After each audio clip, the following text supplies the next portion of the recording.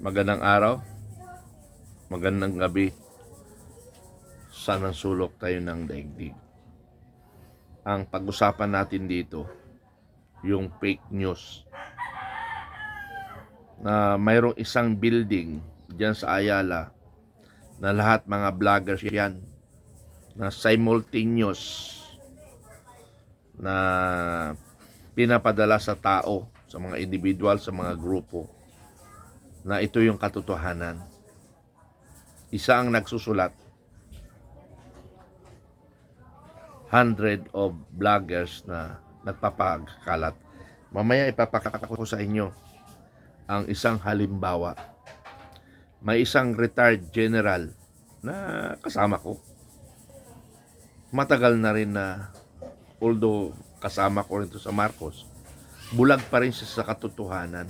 Palagi akong pinapadalhan, tapos pag sinasabi ko siya, nagiging na-neutralize siya.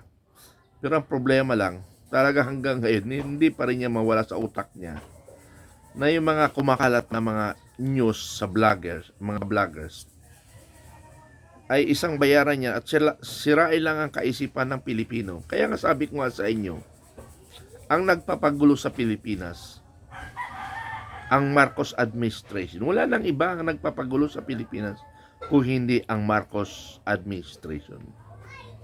Kaya nga sabi ko nga sa inyo na pwedeng maging or ibigay ang kapangyarihan sa taong bayan na pwede nating i-charge ng inciting to sedition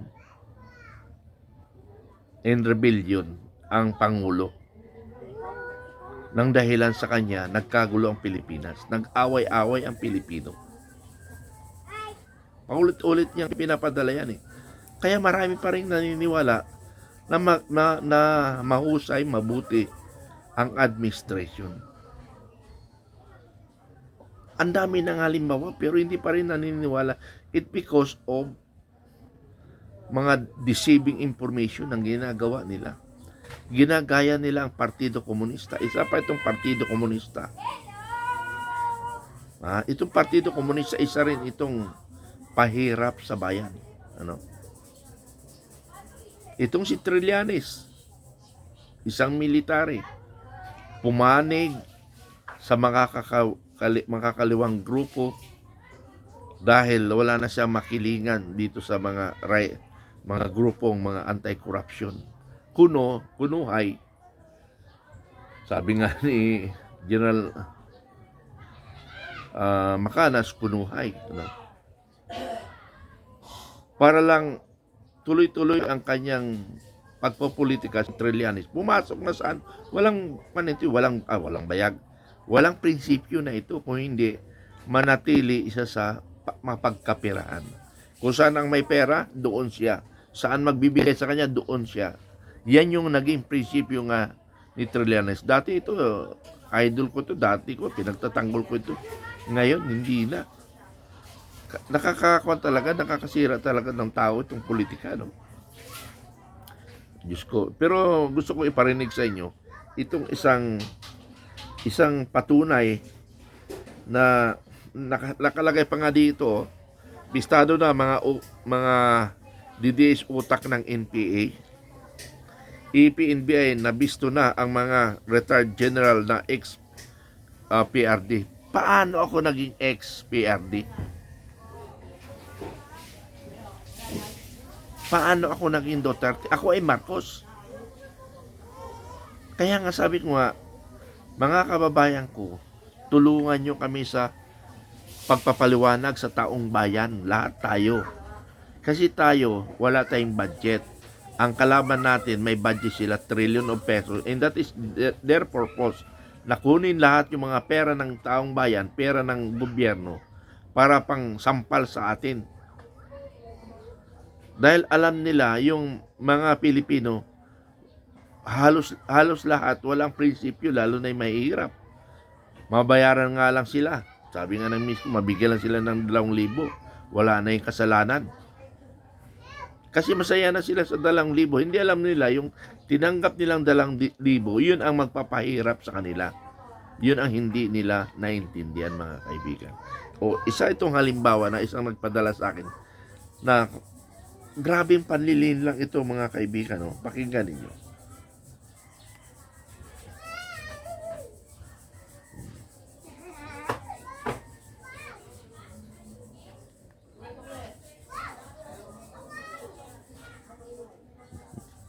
Wala pa.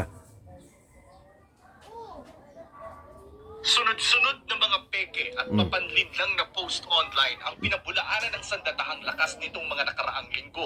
Pero ang isa raw sa napansin nila, kabilang sa sabi nakaraan na ito, ha? nagpapakalat ng fake news tungkol sa militar, mga mismong retiradong sundalo at Kami pa ngayon ang mga fake. Pati mga retired. O, ito pa sa gagawin itong Trinidad ito.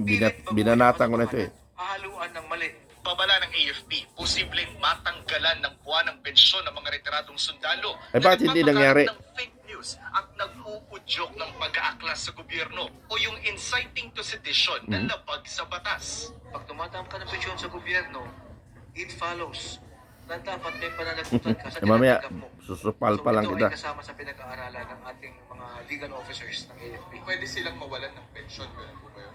If the legal channels determines that this is so, then we will follow.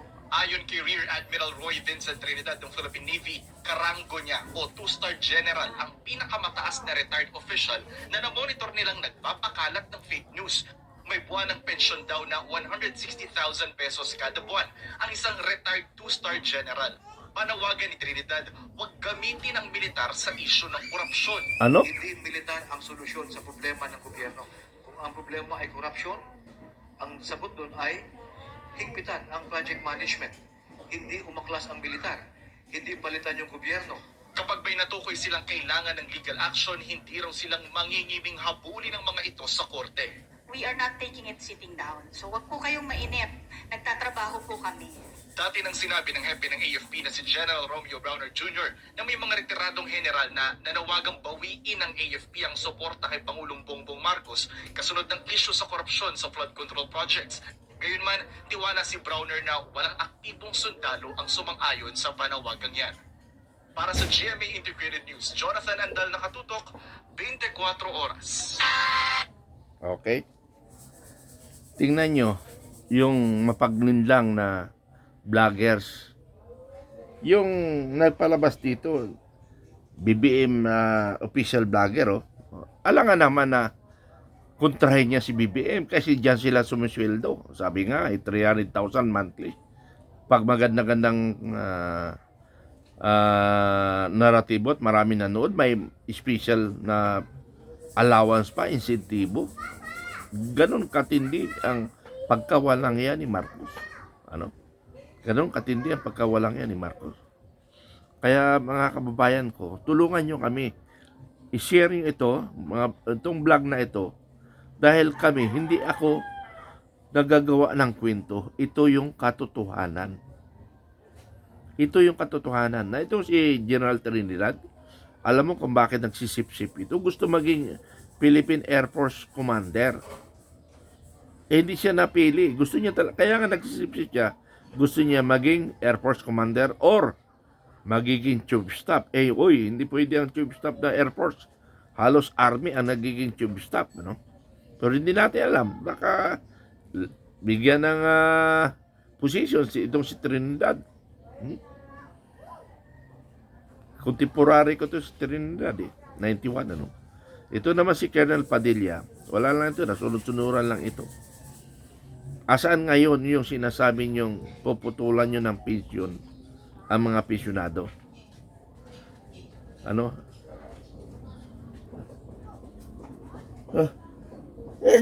Sorry. Kaya nakakaya talaga. Nakakaya kayo, Red Admiral Trinidad. Nakakaya. Ay, hindi pala Air Force to. Navy. Gusto maging Philippine Navy Commander. Sorry. Ano? Nakakaya kayo magsalita?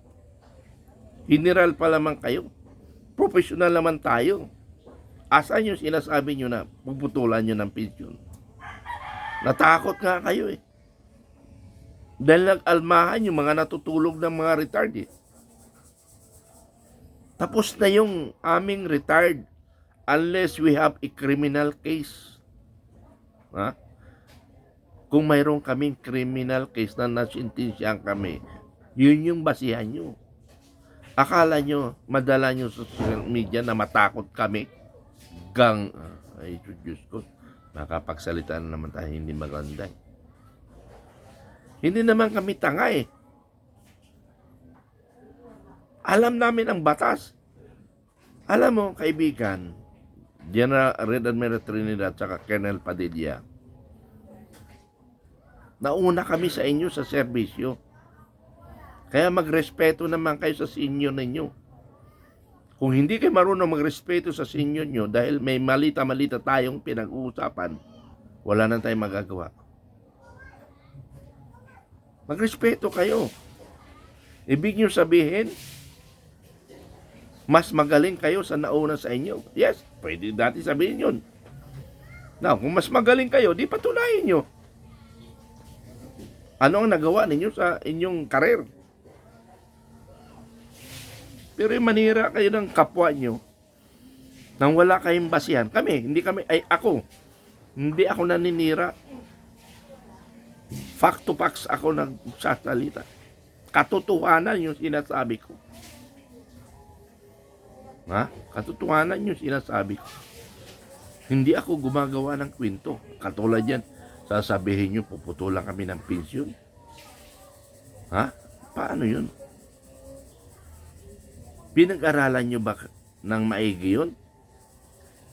Natakutin nyo kami? Hoy, hindi nyo kami sakop. Hindi nyo kami kontrolado. Kami ay kontrolado ng 1987 Constitution. Kasama kayo doon. Magkapares lang tayo ng karapatan, mga kaibigan. Sabi ko nga sa isang vlog ko, huwag nyong gamitin ang inyong organization at sa dulo ng inyong baril ang tapang ninyo. Ikaw, Trinidad, huwag nyong gamitin ang uniform ninyo.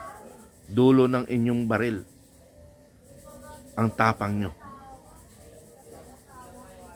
Ang tapang ay nagmumula sa prinsipyo. Na alam naman namin ang aming ginagawa ay nakabuwis buhay kami dito. Pero kung yung buwis buhay na yun ay yun ang magpababago sa sistema ng bansa, gagawin namin, mga kaibigan. Hindi maganda yung ginagawa nyo. Kaya ako, hindi nyo ako mapatigil. Pwede niyo akong kausapin sa tama. Huwag nyo akong dalhin sa mali. Tandaan nyo yan, mga kasama. Magkabaro tayo, magkaintindihan tayo, pero huwag nyo akong ipipersonal. Dahil titirahin ko kayo sa social media. Yun lang ang laban ko eh. Sa social media lang eh. Kayo ang gamit nyo sa dulo ng baril eh. Sa dulo ng inyong mga bodyguard. Tingnan natin ang tapang ni Tory ngayon. Kung talaga matapang si Tory, maglakad siya mag-isa. Kung talaga matapang siya,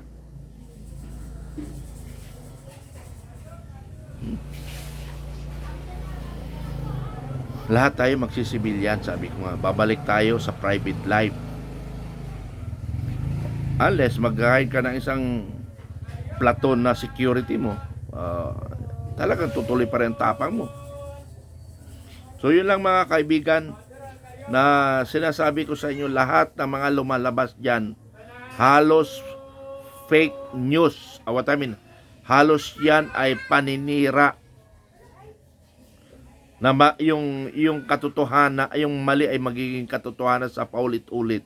Katulad itong isang retired general na ito na kasama ko, na naniniwala sa mga Marcos na panlilin lang. Biro mo, isang general naniniwala. Biro mo, sagot sa akin, sana hindi totoo. So ibig sabihin, naniniwala siya doon sa pinalabas ko. Now, kung hindi ko ilalabas yan, magiging totoo itong nakaraang balita. So ginamit ko lang halimbawa ito. Kahit matagal na, ginamit ko lang halimbawa. Kasi ngayon pinadalan uli ako ito na siguro bagong pumasok sa wall niya, pinadala siguro sa kanya, ipinadala sa akin, na naniniwala. Tapos ang sagot niya, sana hindi totoo kasi kawawa naman. Naku, Diyos ko. Magaling talaga si Marcos, manlil lang ng tao. Yan ang mastery ni Lisa Maasa. What I mean, Lisa Marcos. So yun lang ang gusto ko iparating sa mga kababayan natin. Magpatuloy tayo para sa ating bayan, para sa ating pinaglalaman. Thank you, maraming salamat. Bye-bye.